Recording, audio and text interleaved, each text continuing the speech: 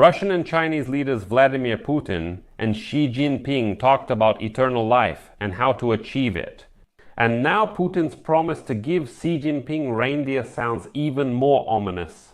Putin and Xi Jinping met at a military parade in Beijing and casually reflected on how to cheat death.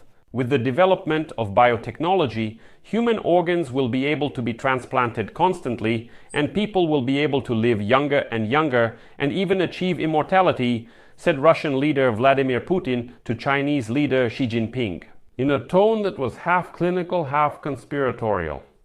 Predictions say that in this century there is a chance to live to 150 years old, Xi Jinping replied to Putin.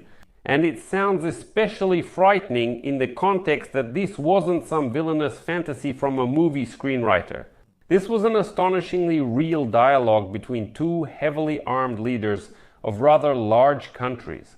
I've gathered a lot of opinions on this for you, from doctors to historians, and their words are striking. Even though all these conversations between Putin and Xi Jinping sound absurd behind the walls of both leaders' palaces. The obsession with longevity is not just empty talk. I'm Alexei Pechiy. Today is September 6th. Before we start this episode, I want to make a little confession. You know, from being oversaturated with news, from constantly working with the news feed, once a week I pour out my soul to a psychologist just so I don't burn out. If you need a daily gentle push to take action, I want to recommend a good YouTube channel to you where every day there are short videos from a psychologist about how to get out of procrastination, gather your thoughts and avoid burnout. And not just that, it's a normal practical tone without, any pseudo-guru stuff. That's why I recommend this YouTube channel. I'll leave the link in the description of this video and I suggest you subscribe and save a couple of videos to watch again. Boundaries are about honesty, not coldness. You don't need to be always available to be loved. Thank you. So, as you all already know, Putin and Xi Jinping had a brief public dialogue where they both discussed how they could become immortal. And this strongly resembles Hitler's doctrine, who also created his own cult of immortality. But the conversations between Putin and Xi Jinping are not just talk.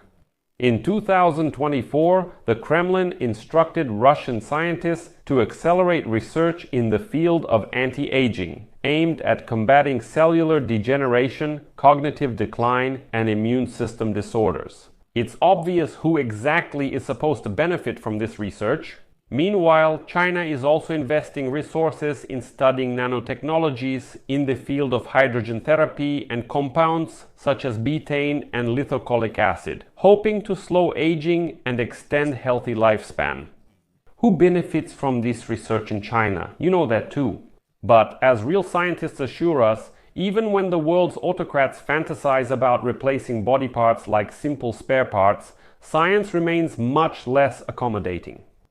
James Markman, president of the Executive Council of the American Society of Transplant Surgeons, called Xi Jinping and Putin's idea of living to 150 through transplantation unfounded. Here is his quote: "At present, there is no evidence that it is possible to live to 150 years old through organ transplantation." Despite significant interest in related research and some progress in the field of aging intervention, there is no evidence that it is currently possible to reach a lifespan of 150 years. And so, according to Markman, while organ transplantation can save lives, there is no evidence that it can also slow down or restart a person's biological clock. Replacing one or even several organs may temporarily improve health, but it cannot stop the overall aging process of the body. Xi Jinping and Putin's discussion about longevity wasn't random. History is full of examples of rulers who believed they could outsmart death. Qin Shi Huangdi, this first emperor of China, took mercury pills in search of eternal life, which ultimately led to his death. Egyptian pharaohs mummified themselves for eternal life. Cleopatra dabbled in creating elixirs of youth, and medieval alchemists traded in such elixirs. By the 20th century, the last Russian Tsar, Nikolai II, and Empress Alexandra Fyodorovna turned to Rasputin and other mystics for advice on health and longevity. Rumors that Putin goes to the taiga to drink deer blood have already spread all over the internet.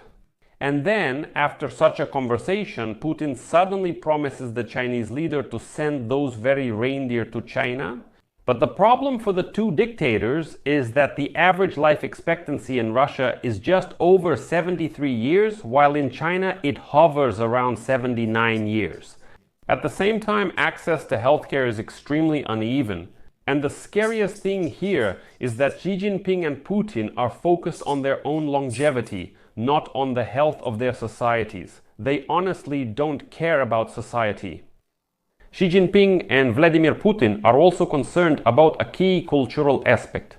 Robert J. Lifton is an American scholar, the author of the term Symbolic Immortality. He argues that people create religions, nations, and political traditions to cheat death.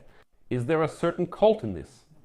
Xi Jinping's mantra of national rejuvenation and Vladimir Putin's mission to restore Great Russia fit perfectly into this concept, even if physically they cannot live forever. As Lifton says, they are both essentially hostages of their own propaganda. They sincerely believe that they are the only leaders capable of handling this task. They are concerned about their legacy and how they will be remembered in history. According to him, this helps explain their obsession with reclaiming lost territories, Taiwan for Beijing and Ukraine for Moscow. As if completing the drawing of unfinished maps could also complete their historical destiny. As Politico writes, Putin and Xi Jinping are gradually moving toward this goal within their countries.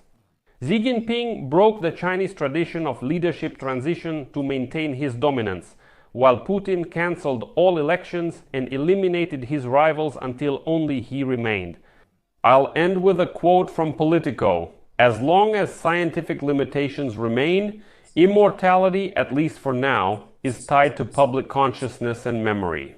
Take, for example, the Terracotta Army of Qin Shi Huangdi, which has survived to this day, or the Russian expansionist Tsar Peter the Great, the 18th century ruler who still inspires Putin today. But even in a world of nanotechnology and organ exchange, immortality comes at a price.